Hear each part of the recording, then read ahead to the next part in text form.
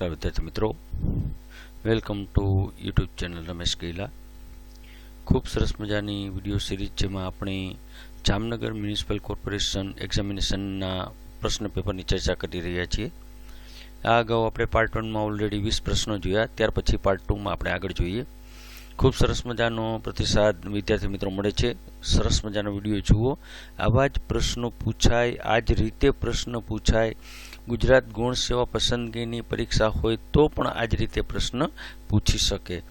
તો તમામ પ્રશ્નો છે એકદમ શાંતિથી સાંભળો, શાંતિથી જોવો અને વિચારો. તો ચાલો જોઈએ આગળ પાર્ટ 2.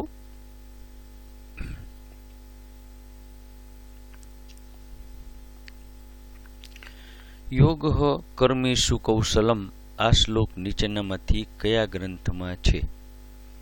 એ યોગ સૂત્ર, બી ઋગ્વેદ, સી શ્રીમદ ભાગવત ગીતા, ડી કઠોપનિષદ. તો કેમાંથી હતું? તો જવાબ સાચો આવશે શ્રીમદ ભાગવત ગીતા. આ પ્રખ્યાત શ્લોક છે યોગ કર્મેષુ કૌશલમ, એટલે કે કર્મમાં કુશળતા એ જ યોગ છે. શ્રીમદ ભાગવત ગીતાના બીજા અધ્યાયનો 50મો શ્લોક છે. બરાબર, તો આટલું આપણે યાદ રાખવાનું છે. તાજેતરમાં ભારત સરકારે કયા દિવસને સંવિધાન હત્યા દિવસ તરીકે ઉજવવાનું નક્કી કર્યું? સંવિધાન હત્યા દિવસ 15મી જૂન, 25મી જૂન, 5મી જૂન કે 21મી માર્ચ? સંવિધાન હત્યા દિવસ તો 25મી જૂન. શા માટે? તો 25મી જૂન 1975ના રોજ ભારતમાં કટોકટી એટલે કે ઇમરજન્સી લાદવામાં આવી હતી. તેથી તાજેતરમાં ભારત સરકારે આ દિવસને લોકશાહીના કાળા દિવસના યાદમાં સંવિધાન હત્યા દિવસ તરીકે મનાવવાની જાહેરાત કરી છે. 5 જૂન તો તમને ખબર છે પર્યાવરણ દિવસ છે, 21 માર્ચ તો તમને ખબર છે વિશ્વ વન દિવસ અને કવિતા દિવસ છે. ભારતના ગવર્નર જનરલ શ્રી રાજગોપાલાચારી ભારતના ગવર્નર જનરલ બન્યા તે પહેલા કયા પ્રાંતના ગવર્નર હતા? મુંબઈ, મદ્રાસ, બંગાળ કે ગુજરાત? તો જનરલ નોલેજનો પ્રશ્ન છે. બંગાળ પ્રાંતના ગવર્નર હતા. ચક્રવર્તી રાજગોપાલાચાર્ય સ્વતંત્ર ભારતના પ્રથમ ભારતીય ગવર્નર જનરલ બન્યા તે પહેલા તેઓ 1947થી 48 સુધી પશ્ચિમ બંગાળના પ્રથમ ગવર્નર તરીકે ફરજ બજાવતા હતા. બરાબર. ગુજરાતનું સોમનાથ મંદિર કયા યુગમાં રાવણ દ્વારા ચાંદીનું બનાવવામાં આવ્યું હતું? સતયુગ, કળયુગ, દ્વાપરયુગ કે ત્રેતાયુગ?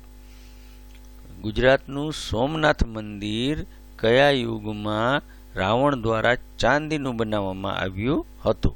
તો કયા યુગમાં છે? બહુ સરસ, ગસ તો કરો, ખોટું પડે તો એમાં શું વાંધો છે? ત્રેતાયુગમાં. કયા યુગમાં? ત્રેતાયુગમાં.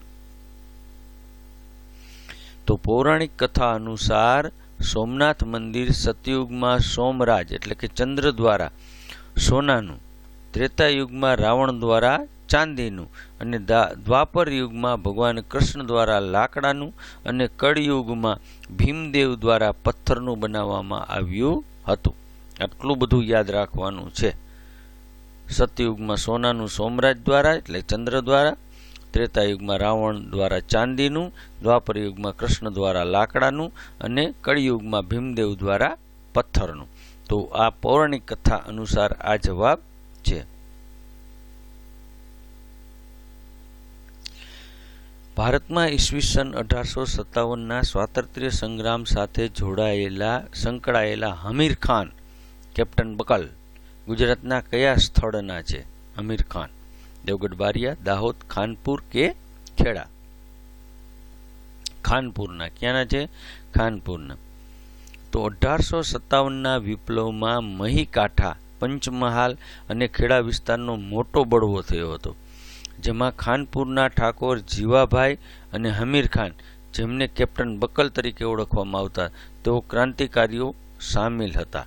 તો વિચારો તમે જો ખેડા જિલ્લાના હોય તોય તમને ખબર નહીં હોય, ને ખાનપુરના આવીશો તોય તમને ખબર નહીં હોય કે જીવાભાઈ અને હમીર ખાન છે કેપ્ટન બક્કલ તરીકે ઓળખાતા અને ક્રાંતિકારી લોકો હતા. ખેડામાં ગડબડદાસ પટેલ મુખ્ય નેતા હતા. બરાબર. નગરપાલિકાના વહીવટી વડા કયા નામે ઓળખાય છે? પ્રમુખ, ચેરમેન, ચીફ ઓફિસર, નગર નિયોજક. તો સાચો જવાબ આવશે ચીફ ઓફિસર. વહીવટી વડા છે. બરાબર. ચૂંટાયેલા વડા નથી, વહીવટી વડા હોય તો ચીફ ઓફિસર. એડમિનિસ્ટ્રેટિવ ઓફિસર કહેવાય. કેવું કહેવાય? એડમિનિસ્ટ્રેટિવ.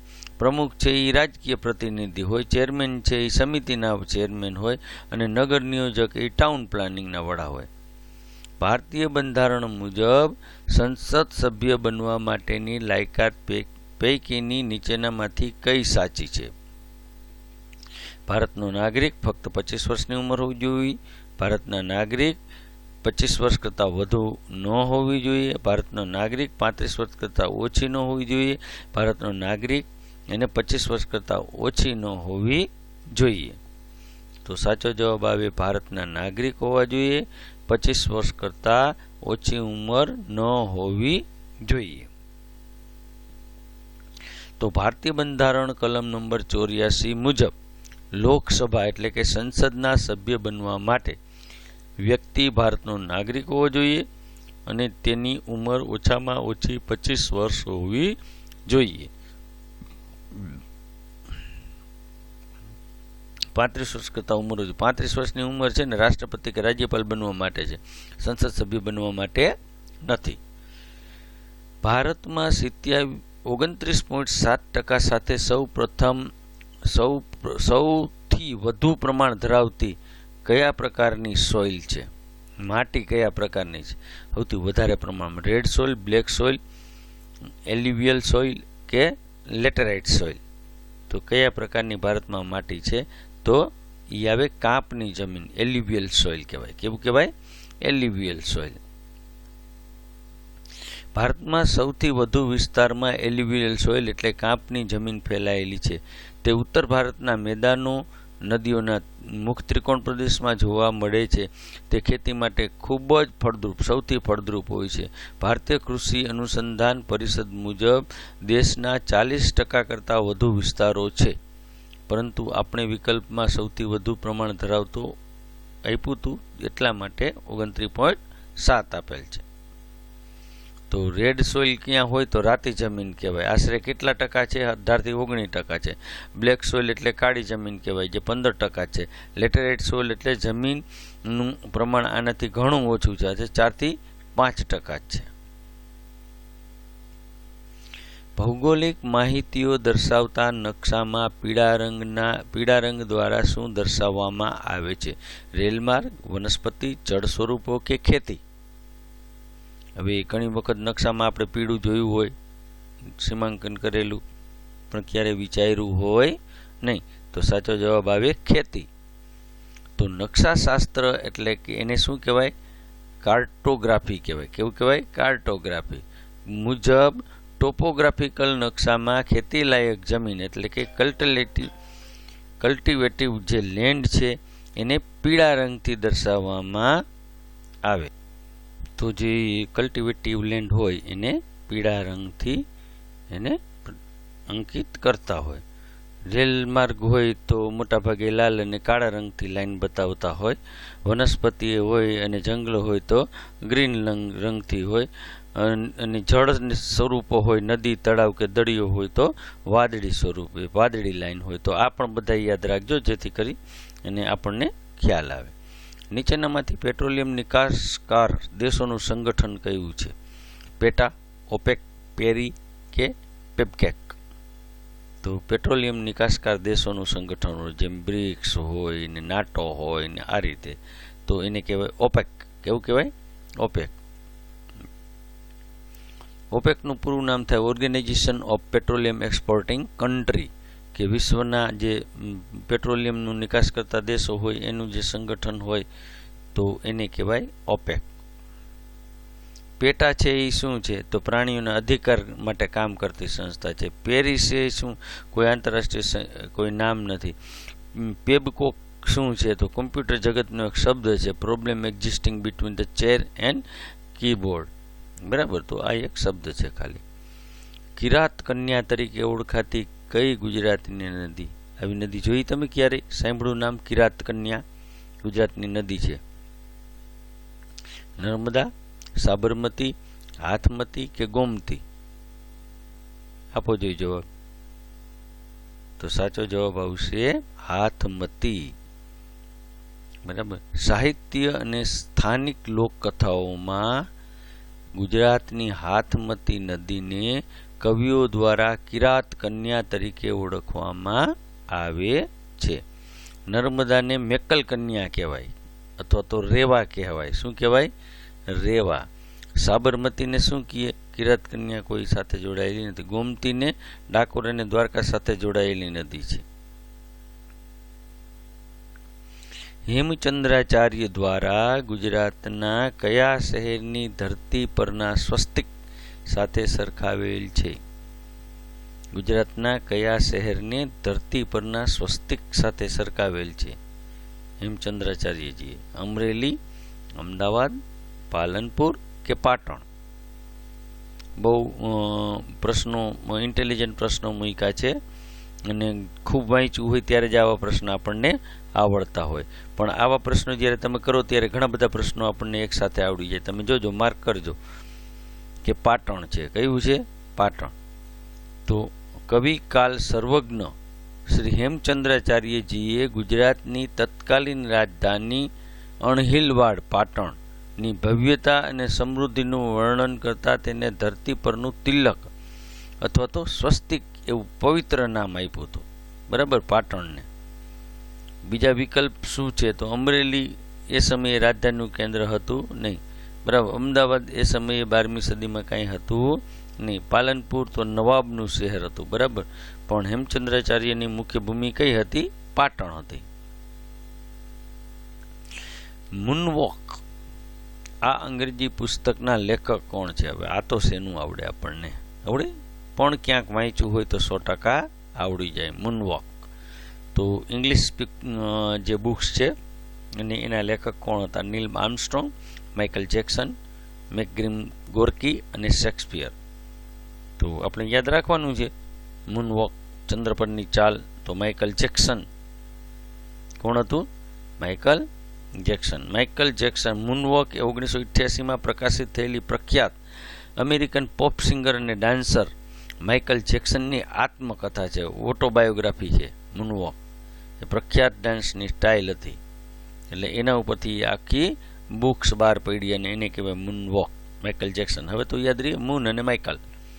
નીલ આર્મસ્ટ્રોંગ કોણ હતું? તો એ ચંદ્ર પર પહેલો પગ મૂકવાવાળો હતું, એને પુસ્તક લખ્યું હતું. મેકગ્રીમ ગોર્કી કોણ હતું? તો એ રશિયન લેખક છે જેમણે મધર નામની નવલકથા લખી.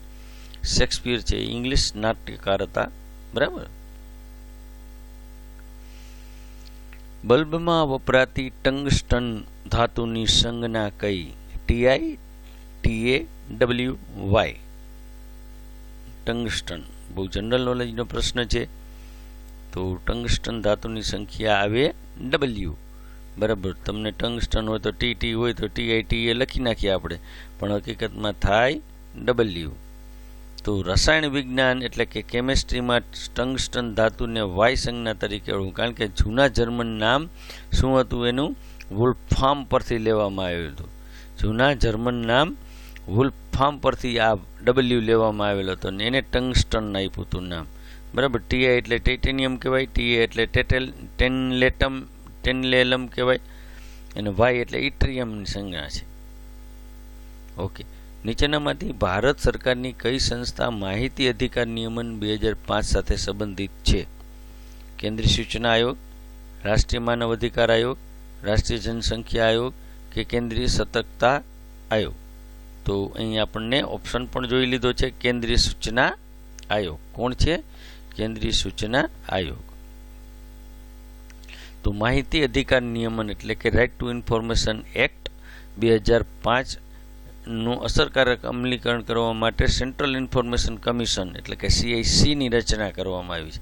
કેન્દ્રીય સૂચના આયોગની રચના કરવામાં આવેલી છે. ગુજરાત સરકારની શ્રમિક અન્નપૂર્ણા યોજના હેઠળ બાંધકામ શ્રમિકોને કેટલી કિંમતે ભોજન પૂરું પાડવામાં પડાય છે? 5 રૂપિયા, 15 રૂપિયા, 25 રૂપિયા કે વિના મૂલ્યે? તો સાચો જવાબ આવશે 5 રૂપિયા. ગુજરાત સરકારના શ્રમ રોજગાર વિભાગ દ્વારા નોંધાયેલ બાંધકામના શ્રમિકોને પોષણયુક્ત ગરમ ભોજન માત્ર ₹5ના નજીવા દરે પૂરું પાડવા માટે શ્રમિક અન્નપૂર્ણા યોજના શરૂ કરવામાં આવી છે. રોશની એક્ટ ભારતના કયા રાજ્ય સાથે સંકળાયેલો છે? જમ્મુ કાશ્મીર, ઝારખંડ, છત્તીસગઢ કે ઉત્તરાખંડ? રોશની એક્ટ. તો ઘણા બધા પ્રશ્નો એવા છે. આગળના પ્રશ્નો નર્સિંગના બહુ સરસ મજાના પ્રશ્નો હતા. એવા ટફ પ્રશ્નો જે જનરલ નોલેજના પ્રશ્ન છે. રોશની એક્ટ, તો રોશની એક્ટ આવે જમ્મુ અને કાશ્મીર સાથે સંકળાયેલો. તો રોશની એક્ટ 2001 કેવું કહેવાય? રોશની એક્ટ 2001 જમ્મુ અને કાશ્મીર રાજ્યમાં સરકારી જમીનો પર અતિક્રમણ કરનારાઓને માલિકી હક આપવા અને તેમાંથી થતી આવક અને હાઇડ્રો પાવર પ્રોજેક્ટ એટલે કે રોશની શરૂ કરવાના હેતુથી લાવવામાં આવ્યો હતો. તેની પાછળ ગેરબંધારણ અને તે પાછળથી ગેરબંધારણી જાહેર કરવામાં આવ્યો હતો. આને કહેવાય રોશની એક્ટ. તાજેતરમાં ભારતના ચીફ આર્મી સ્ટાફ તરીકે કોની નિમણૂક થઈ? General Upendra Trivedi, general Upendra Dwivedi, general Manoj Pande, admiral Dhiraj Kumar Tripathi. તો ચીફ આર્મી સ્ટાફ તરીકે તો આવશે જનરલ ઉપેન્દ્ર દ્વિવેદી. જૂન 2024માં જનરલ મનોજ પાંડે નિવૃત્ત હતા. તેની જગ્યાએ કોણ આવ્યું? જનરલ ઉપેન્દ્ર દ્વિવેદી, જે ભારતીય નવા આર્મી ચીફ કૌશ તરીકે ચાર્જ સંભાળ્યો હતો. બરાબર. તાજેતરમાં એટલે કે જૂન 2024માં રોહિત શર્માની કેપ્ટનશીપમાં ભારતે જીતેલા T20 વર્લ્ડ કપ કયા ક્રમાંકનો હતો? જો આવો પ્રશ્ન પૂછ્યો ને તો અત્યારે T20 ચાલે જ છે. અત્યારે એ કયા ક્રમાંકનો છે? તો 24માં છે, આ 25 ને 26નો છે. 9મો, 7મો, 8મો કે 10મો? બરાબર. તો સાચો જવાબ છે 9મો. 24માં 9મો હતો તો 25માં 10મો આવે અને 26માં 11મો હોય. બરાબર. તો અત્યારે 11મો ચાલે છે. જૂન 2024માં વેસ્ટ ઇન્ડિઝ અને અમેરિકામાં રમાયેલ ICC men's T20 world cup tournament 9મી આવૃત્તિ એટલે 9th એડિશન હતી, જે ભારતે દક્ષિણ આફ્રિકાને હરાવીને ટાઇટલ જીતું હતું.